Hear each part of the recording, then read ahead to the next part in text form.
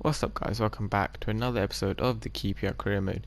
Today we have 3 home games, 3 pretty big games as well.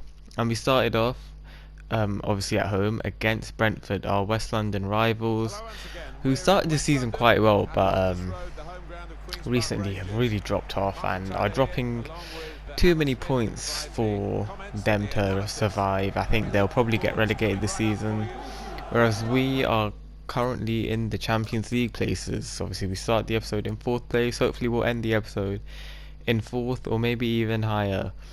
But the Brentford team, obviously their usual 4-3-3, which we have been able to beat more often than not, and we had the first chance of the game. Good save from the keeper, and the header from the corner went over, so Brentford got a goal kick, and they had a chance here with Mbuemo, who had a chance on his left foot, and the winger smashed it in at the near post to put Brentford in the lead. And we haven't really lost to Brentford, I don't think. We constantly beat them, and we're very rarely behind them as well, so it was a bit, oh shit, we beat them 5-1 earlier in this season as well, which is a pretty big win. And straight away from kickoff, De La Vega here down the left wing, cut inside, got absolutely taken out. I don't know what the defender was thinking there.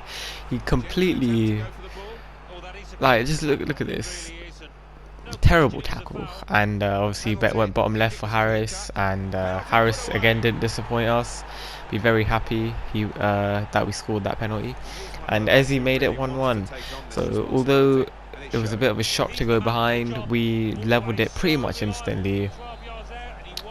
And yeah, a few minutes later, another chance here. Morris played it out wide here to De La Vega. Morris was still lurking on the edge of the box. He got the ball back, took the ball past the defender and smashed it into the near post. And once again, little Johnny scores against Brentford. He loves doing this. It's like he scores against them so often. And the teenager, having a really good season, scores again. And within 10 minutes, we went from 1-0 down to 2-1 up. From the halftime stats, you can see it was pretty even, and pretty much nothing happened in the second half. Like, we had a few blocked shots, but nothing really like, oh my god, that was a big chance, or anything like that. It was pretty dead. Like, it took ages. It was just so, yeah. But Brentford didn't really pose a threat of equalising, so yeah, we beat them again, 2-1 win. That actually put us up to 3rd place, so that was good because Chelsea had already played their 23rd game before we had. So yeah, that was obviously beneficial for us. And the next game was against Arsenal, a team that actually beat us earlier on in the season. Obviously at the Emirates. They also were quite a good team in that game, but I did feel like we were slightly unlucky in that game. And with them coming here, I felt a bit more confident that we'd be able to maybe not win, but at least get a point. And we did actually make a few changes for this game because it came just a couple of days after that Brentford game, so some players were tired. So for example, Morris didn't play, Lecco started up top. De La Vega did start, however, and he got taken out here by Saliba. So we had a free kick. Obviously we don't really have that many good free kick takers except from Barbe, and obviously I let him take it. Tried to put it into that top corner. The free kicks are quite difficult, especially with someone who only has 76 free kick accuracy. And the free kick actually hit the woodwork. It was so close to going in. It looked really nice, like the shot, but yeah, that was the only chance of the game. Literally nothing happened. There were only 3 shots and none of them were on target. But second half, straight away we're trying to counter Arsenal with Lecco on the right wing. Beautiful drag back, still had the ball, took it slightly into midfield, made the defender move, went past 2 more defenders, and although he scuffed the shot, he found a way past the keeper, went into the corner, and we went 1-0 up.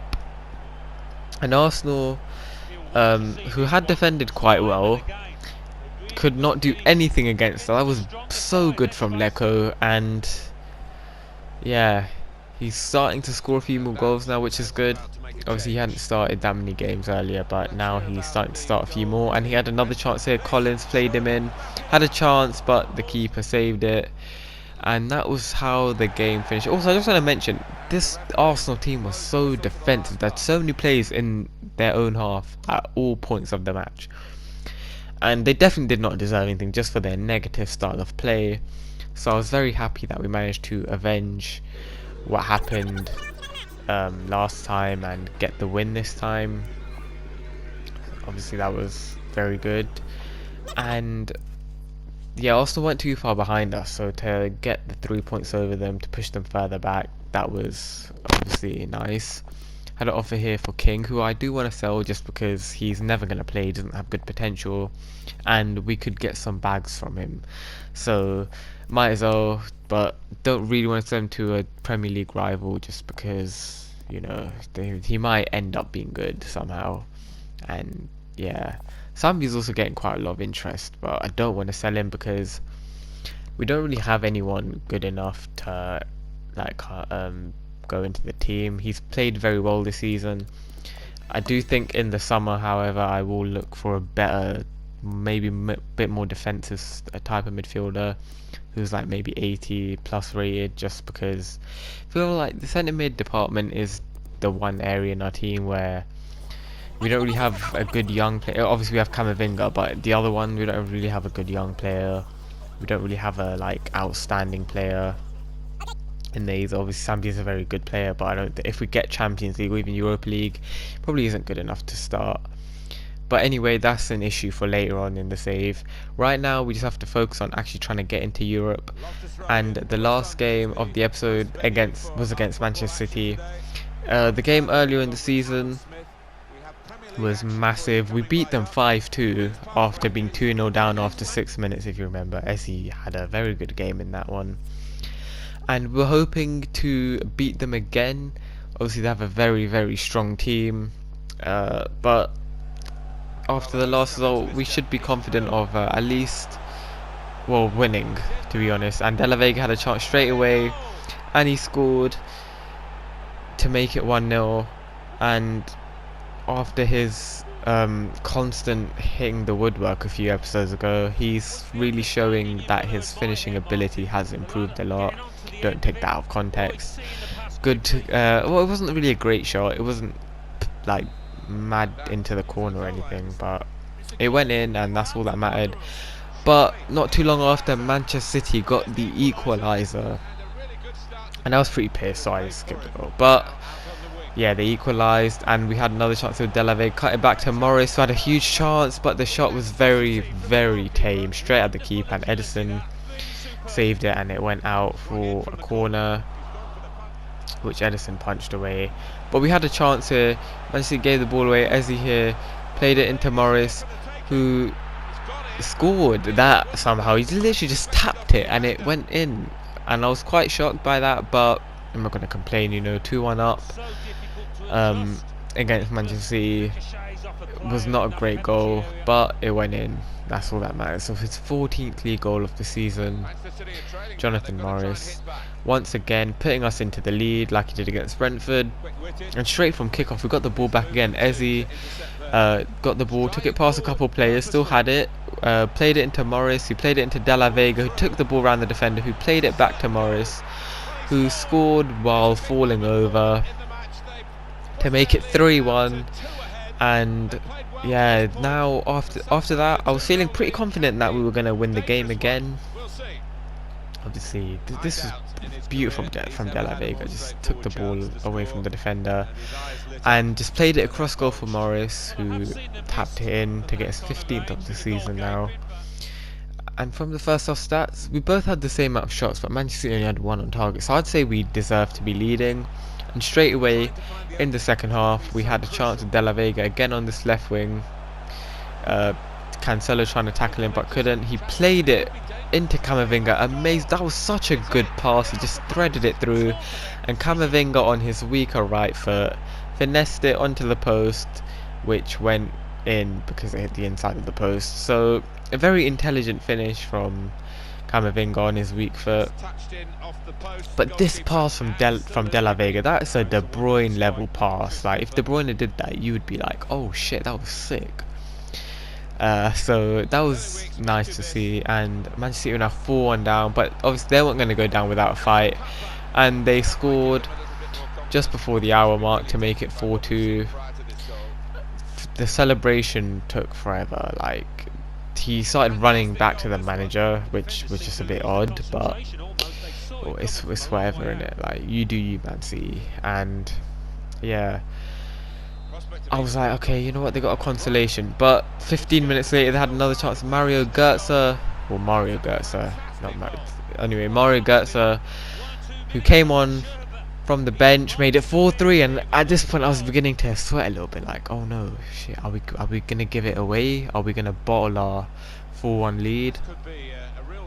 Because Manchester City were putting quite a lot of pressure on us, and it was a good finish from Götze. Closing down wasn't great, but we were unlucky not to block that shot. And we had a chance just a few minutes later with Eze, had the ball, took the shot, and Ederson made the save. Could not really make any saves in that first match we had against him, but he made a good save there. We had another chance with Morris, who took the ball around his defenders, and again Ederson made sure that Man City were in with a chance, and City countered here with Leroy Sané, who played it back into De Bruyne, who was in so much space in the middle. And Manchester City, who were 4-1 down, levelled it to make it 4-4. And I was in disbelief here. I couldn't believe that we just bottled that. We didn't deserve to be level here. We had so many chances to take the lead. Eze, Morris, Ederson just carried them again. Right at the end here, Eze had a chance, but that shot was so bad. And Ederson just decided to hold on to the ball, and he was like, yeah, we're happy with the point. So that was very disappointing. I couldn't believe we bottled that lead, but it is what it is. I would say based on the chances we had, we deserved to win that. Ederson was probably man of the match, even though he conceded 4 goals, just because of how much he kept City in that game. When it was 4-3, we had 2 chances to make it 5-3, and he kept them in it. So fair play to him. I was very angry, but you know, it is what it is. Like, at the end of the day, start of the season, I would have expected City to beat us both times, and yeah, we're just overperforming a lot this season. Our team is nowhere near as good as City's, but can we overtake them? Hopefully we can, and we'll see if we can next episode.